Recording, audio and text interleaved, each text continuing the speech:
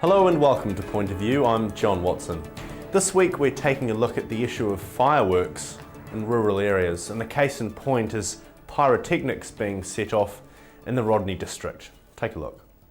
What we think is he's been grazing over here and he got such a fright that he knocked it, but it snapped. And is this... Yeah, that's where it snapped and went into it.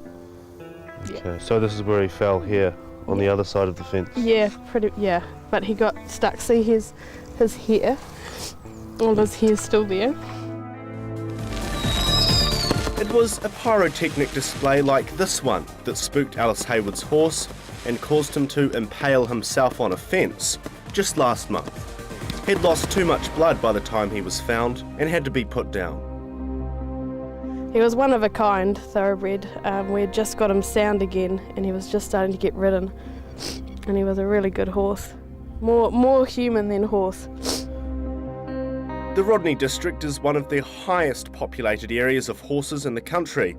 Yet fireworks and even larger scale pyrotechnics can be set off all year round.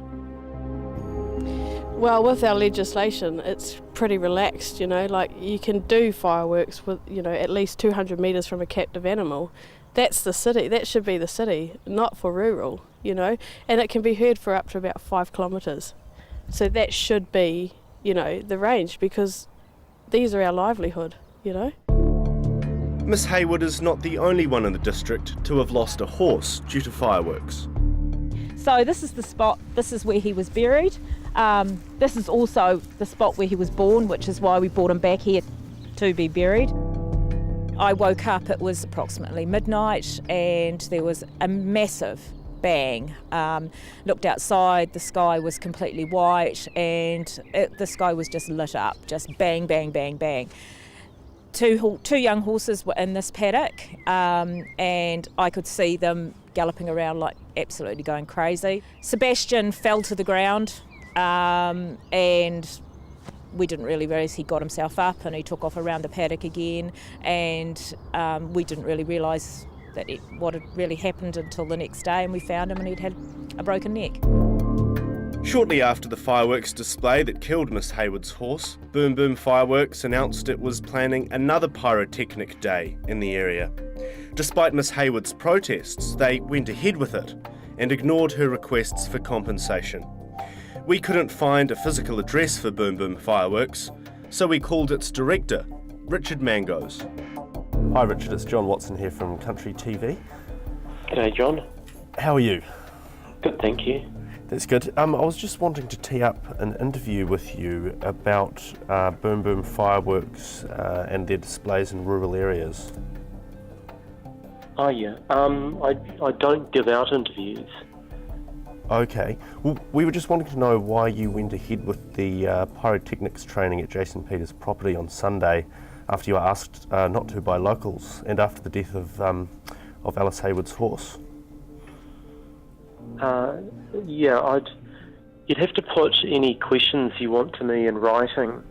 Okay. And then I could look at responding. Sure. What's your email address?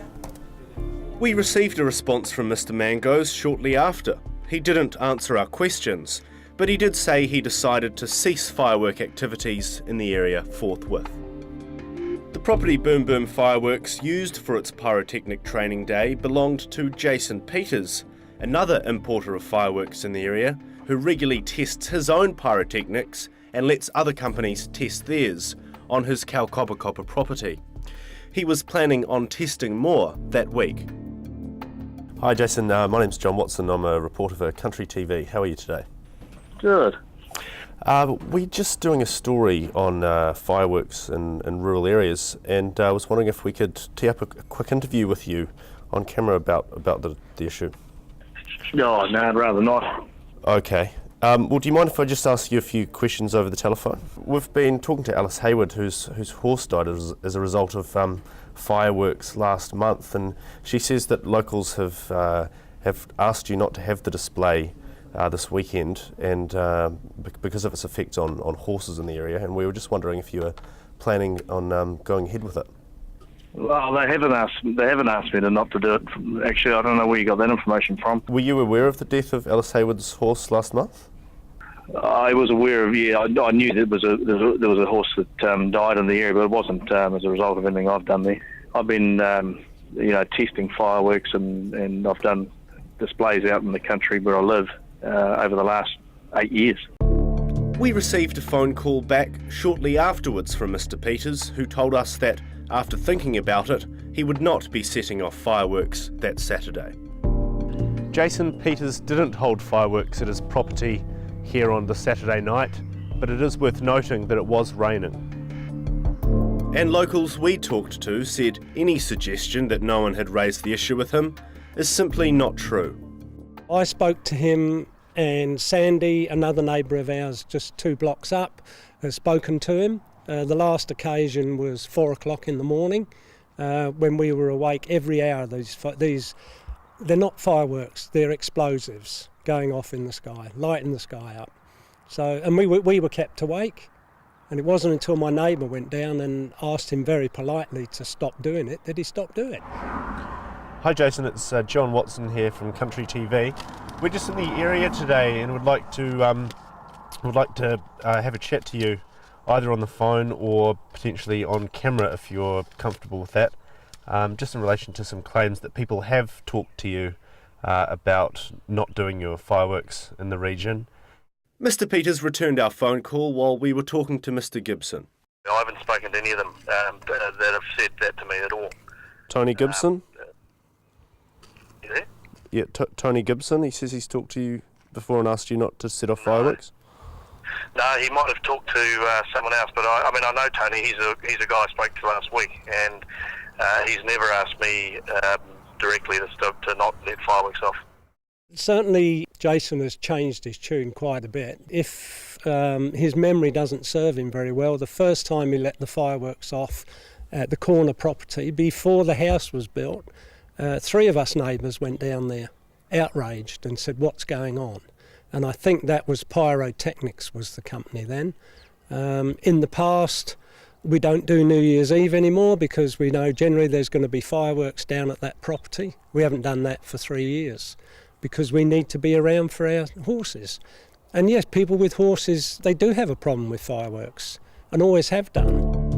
Mr. Peters told us his property is quite suitable for testing pyrotechnics and can't think of anywhere better, but that doesn't wear with the locals. There is. There has to be. You know, you've got the Muriwai bombing range. You've probably got right out the peak of Gulf Harbour. Put them on a barge out at sea where we can't really hear them. I'm sure there are. I mean, less populated areas where animals are present.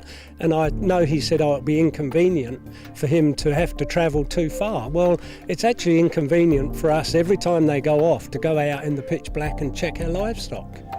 Go do it at somewhere where it's not populated. I mean, even on the back, if you're going to do it in a rural area, go way to the back of some remote farm in a remote area, not in an area which is densely populated with like 10-acre blocks and boutique stud farms and, lifestylers. I mean, if there's enough public support in the area and enough people saying, could you please stop holding fireworks displays on your property or letting other pyrotechnic companies do it, would you consider stopping it? Oh, yeah, definitely. If it's causing people issues, then yeah, I'll definitely consider stopping it. I mean, as I say, I hardly ever hold them. Words locals will no doubt be happy to hear, but it's unlikely that will be the end of the matter. Momentum is building. A Facebook page created by Miss Hayward seeking to ban fireworks in rural areas has grown to over 430 members, and they've got local government in their sights. No pyrotechnics in rural areas, and I think there is a growing number that are talking to their councillors right now, especially with the local elections coming up. We'll all be pushing for a ban, complete ban. And that's something the local board is likely to seriously consider. From my perspective, certainly that's something we'd look at. The area you're talking about is very heavily populated by people with equestrian interests, and I think there's more horses in that space per hectare than anywhere else in the country. So it may be appropriate for there to be some form of ban on this type of activity in that space. So from my perspective, yes, certainly. The Devonport Takapuna Local Board imposed a blanket ban on fireworks in the Cheltenham Beach area after enough residents complained that youths were using them irresponsibly. If fireworks can be banned in Cheltenham, the case for pyrotechnics to be banned in Rodney certainly seems to hold merit. And in the lead up to local elections, candidates are looking for promises to make. Joining me first to discuss this issue is former ACT Party MP and Mayor of Rodney and the current councillor of the Rodney ward, Penny Webster. Penny, thank you for joining us. You just watched that story. What are your thoughts on it? Well, the first I knew that there was going to be a pyrotechnic training day was when one of those ladies, I don't think it was the lady whose horse died recently, it was the one before, contacted me and I asked the staff what was going on. My understanding was the training day was supposed to be at the Silverdale Rugby Club. They'd pulled that for some reason and taken it out into the country. And I did ask the staff to have a look and I'm not too sure where it got to. Because of course the broad issue here is setting off pyrotechnics, testing pyrotechnics in the Rodney district, which is highly populated with horses. Is banning pyrotechnic training in Rodney something that you'd look at or support? I think you have to look at the whole issue. I think Rodney is 46% of the Auckland region. It's a very, very large geographical area. I'd be very surprised if we can't find somewhere within that area that if we have to do training, it can be done where it's away from animals. The area that it was done in that sort of southern Rodney area, there are lots of horses and there are lots of lifestyle blocks, and you don't do that sort of thing there. And and as someone said on there, there's Muriwai, but there's also the top of South Head where there's a bombing range. There are areas, there are quarries, there's old quarries, there's all sorts of places. It's a big area. Well, as the locals say, but Jason Peters continues to test these pyrotechnics on his property, so short of suggesting these areas to him, is there anything else you can do to stop him? Well, certainly now we know it's happening, and I will get the staff to have a look, because it is something that we need to look at. I mean, we've got to take that away from fireworks, which, most people don't mind the odd fireworks going off, and you expect that at certain times of the year. But a pyrotechnic sort of training day is something a little bit different. Because the Takapuna Devonport Local Board, as we heard in the story, they imposed a ban on fireworks around Guy Fawkes on Cheltenham Beach because enough residents complained about it. If enough residents complain in the Rodney district about pyrotechnics, is a blanket ban on pyrotechnics in the region something that the local board or council could do? Well, I'm sure the local board can have a look at it, but again, whenever you ban something, you tend to move it to another area. So, we wouldn't want them moving to the Waitakaris. So if you can find somewhere that is away from, animals, away from particularly horses, who do tend to react a lot worse than some other animals to this, well then you need to find somewhere. And it's better to actually say, well look, you can do it in this area, but you're not allowed to do it in that, rather than a blanket ban, because a blanket ban usually ends up with bad behaviour. But with no legislation or no rules, there's nothing you can do if they continue to do it there. But you can do bylaws, and you can, we have bylaws for all sorts of things. There are ways. It's not undoable if you want to do something. I mean, how do you balance that with respecting someone's right to hold their 60th birthday party, for example, in the area, or another celebration where they want to use pyrotechnics? Well, I mean, maybe in a situation like that you actually have to get some sort of consent, I hate using those words and doing that, where it's in a controlled area. But I mean, if you look at parts of Rodney, the Coatesville, Waitoki, Wainui, all that area of Rodney, parts of Matakana, there's a lot of animals around there, and so you need to be careful, and it needs to be in a controlled environment. And I think there's a difference between pyrotechnic training days and what we saw there and letting off a few fireworks. So do you think that a bylaw is perhaps the best way forward in this situation? Well, I think rather than say what we would do, I think what we should say is let's look at what we can do. And that would be asking Jason Peters to, or coming up with a place. It would be one of the reasons someone needs to go and talk to him. Okay. I was interested in the 4 o'clock in the morning because I mean we do have noise control as well, and noise control will come out any time of the day or night. And just finishing on this fireworks issue, will you be doing anything or looking into this? What's the next step for this? Well, definitely, because for you? I didn't actually. I mean, as I say, until someone contacted me before last Saturday, or I think it was back before the last one. As I say, I asked the staff to have a look at it. I will certainly follow up and find out what's going on, and see what there is within the current rules that we can do. And if there isn't anything, well, we need to look at what we can do. Great. Penny, thanks for joining us. Thank you. Well, that was Penny Webster. She's the councillor for the Rodney ward, and coming up after the break, we'll be talking to Stephen Garner, who's running against Penny in the upcoming local elections.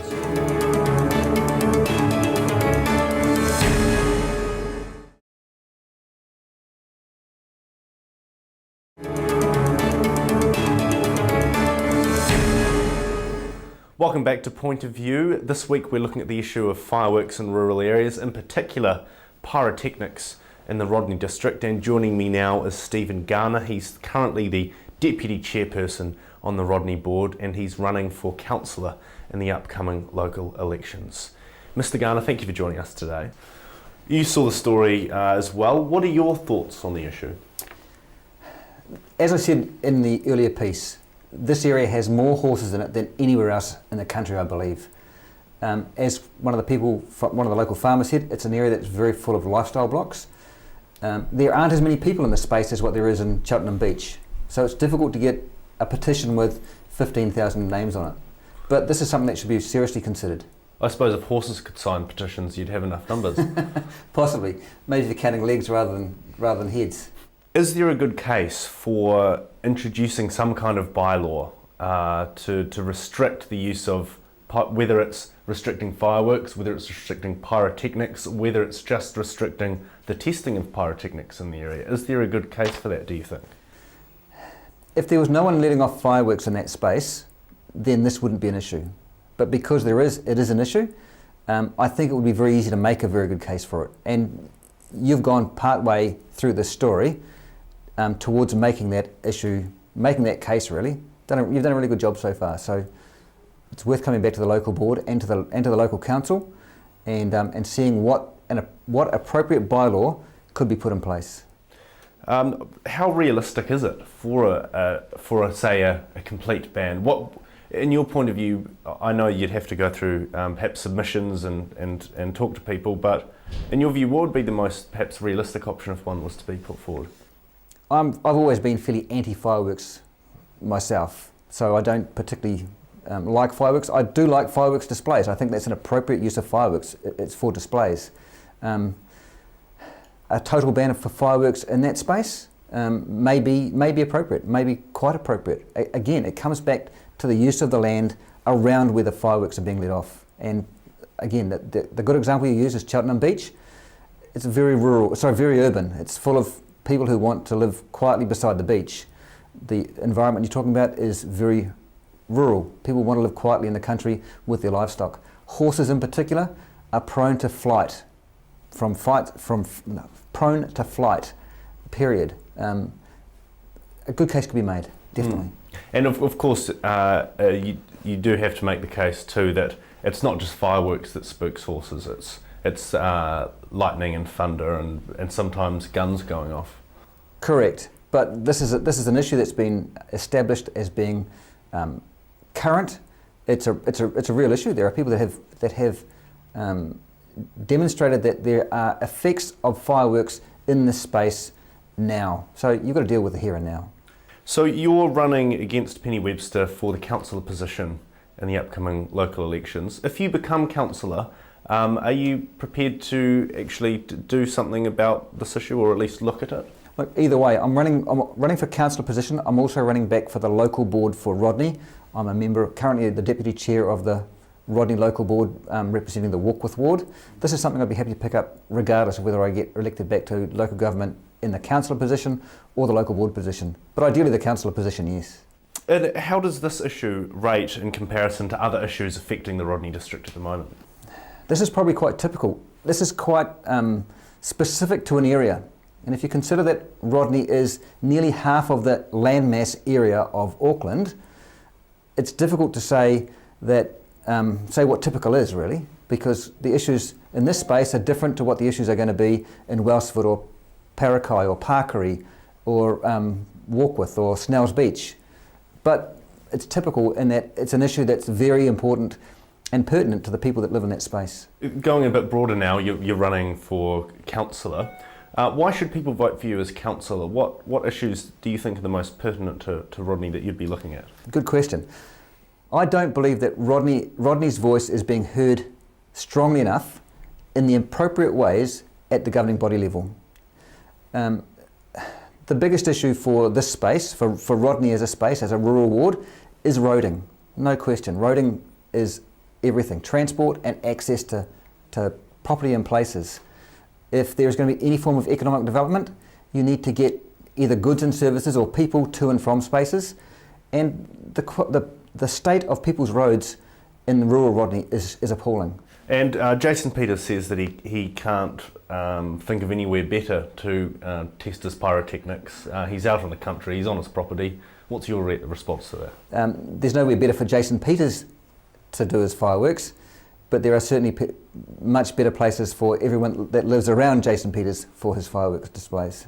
So what do you do if the locals and even perhaps the council, Penny Webster it appears is going to do this, suggests to Jason Peters other places he can go to set off his pyrotechnics, but he continues to do them on his property? What's the next step? Well, the next step, regardless of that, potentially is for the people of this area to approach council and ask us to investigate whether a ban on fireworks or pyrotechnics of any description in this space is appropriate.